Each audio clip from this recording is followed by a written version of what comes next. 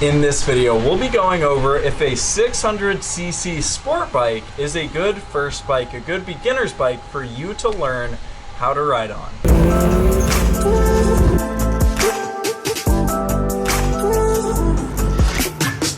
So let's jump right into it. I have my CBR 600 RR right here.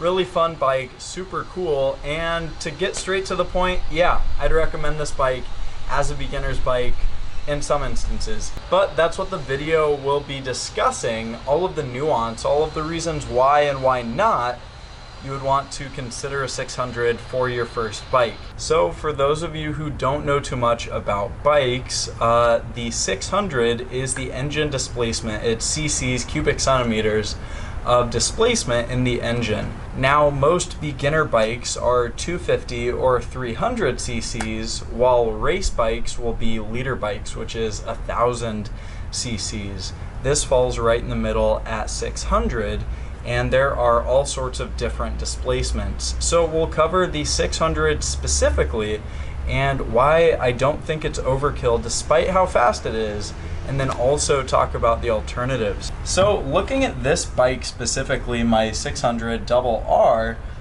it revs really high and it has really high power. I mean, in the top of second gear or in the top of third gear, you're going well in excess of 100 miles an hour, which if you're a beginner would be incredibly daunting and probably too fast for you.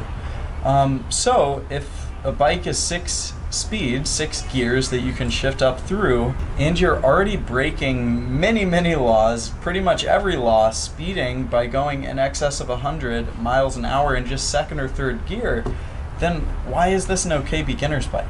Well, it comes down to power delivery, the way in which this bike puts power to the ground. Now, it revs all the way up to 15,000 RPM when it redlines and when you're hitting peak power. So you have to be pushing this thing. You have to be consciously knowing that you're going all the way up, you're hitting warp speed on this bike in order to get there, in order to get into the power. See, if you stay down in the revs, if you stay below, let's say 5, 6, or 7,000 RPM, then this thing is like a dog. It doesn't accelerate that hard. It's not that fast. So you have all the way from 1,000 to 6,000 or 7,000 RPM to play within, which is plenty adequate to get moving. And as you gain more confidence and competence and experience riding, then you can take it up a little bit more, up to 8,000, up to 9,000, up to 10,000, all the way up to redline in some gears without going full throttle, and then you can go full throttle up to redline on a track, of course, on a closed circuit, because we don't want to be breaking any laws. Anyway, the reason this is good is because it allows you to grow. See, if you start on a Grom or a Ninja 250 or something like that, then you don't have room for growth. You're revving it out all the way, you're ripping redline, and you can't grow and expand and get better as a rider on that machine. You'll have to jump up to a 600 later on. You'll get your Grom or your 250 or your 300, and then you'll sell it and then move on to one of these when you're ready for more power. So if you have the ability, the maturity, and the reserves not to go full throttle right away, then it's just fine to start on one of these bikes. Now, along with this is that you won't be developing as bad of habits on this bike. If you give it too much throttle, you drop the clutch too aggressively on a 600, you're gonna feel it. It's going to tell you what you did.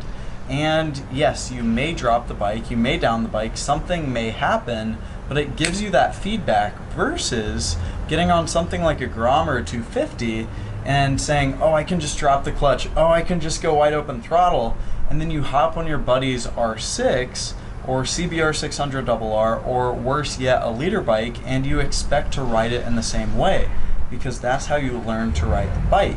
You've developed these really poor habits by having such a small engine displacement, low-powered bike, that now when you get on something faster, nicer, and I'm not saying this is necessarily a fast bike by any means, but it is pretty quick. When you get on something like this or something greater and faster, and you use those habits and that riding style that you've learned that's improper, that's poor, then you could really end up wrecking yourself and the bike versus just getting that feedback instantly right away when you're at a stoplight and you let go of the clutch too fast, or you maybe give it a little bit too much gas and you lift the front up. If you did that same maneuver on a liter bike coming off of a Grom or a 250, you're gonna go all the way back, you're gonna wreck in the middle of the road, and that is not what we want happening to you for your safety. Next up is how cheap these bikes are and the desirability when it comes time to sell, when you're ready to move on, which you won't have to do for many seasons or many years. You can grow and learn with this bike if you're someone who likes to keep something for a long time. Now, I personally don't do that. I don't hold on to bikes too long because there are so many different bikes to ride and enjoy and experience and experiment with. And when you know how to do it for free, ride for free, get free gear, or even profitably, then it becomes really fun and really lucrative. And I teach people who don't know how to do that with bikes and gear, how to ride for free, get free gear, and even profit on their bike. So if you're interested in learning how to do that, there's a link down below with a step-by-step guide on exactly that. But back to the video, if you're keeping the bike and eventually selling it, or you have plans to sell it right away and make some money on it, there is such a wide market for a nice, pristine, never down 600, or a rough, beat up, it's been down a few times with scuffed up fairings and plastics and all that jazz. There's a huge market for both bikes. Now, something like a 250 or 300, it's only beginners that want that. Or for something like a Grom, it's someone with discretionary spending who specifically wants a Grom or a Kawasaki Z125. With a liter bike, you have to be very confident and competent as a rider to say, hey, I'm ready to get on a liter bike. But a 600 being right in the middle there's a lot of people that want them. People coming down and off of liter bikes saying, I don't like how heavy it was. I don't like how powerful it was. I don't like how much torque there was. I'd rather have something that's rev happy, that gives me the power when I want it, that's a little bit more light and nimble to ride around. This is better for me. I like the 600. Or I'm ready to move up from the 250 or the 300 onto something more powerful.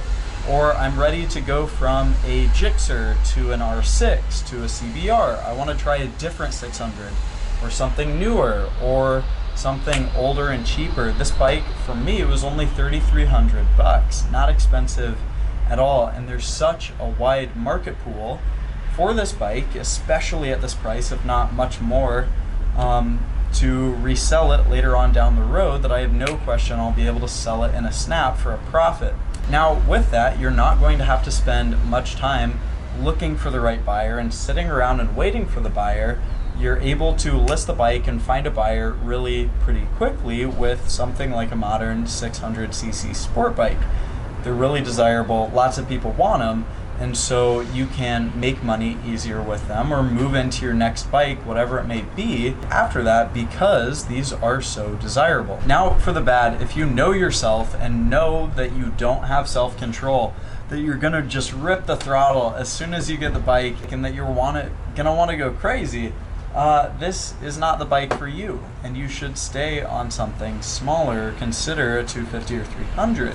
Or something older school. But all in all, do I personally recommend starting on a 600, or is it okay?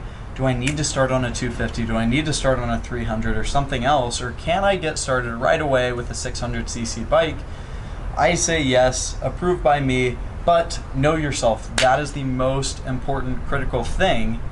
Are you going to get in over your head? Are you going to go too fast? Because there's no redo or undo or reset button when it comes to life and injuries and being down. You don't want that happening because you went out and bought yourself too fast of a bike. So be cautious, be prepared, know yourself, most importantly, and that is it for this video. Hopefully you liked it. If you did, give it a thumbs up. Drop a comment down below telling me what you think. Do you agree? Is this too much bike for a beginner rider? Are you considering getting one as a beginner? What are your thoughts? Drop it down below. Hit the subscribe button if you want to see more videos. And with that in mind, I will see you on the next one.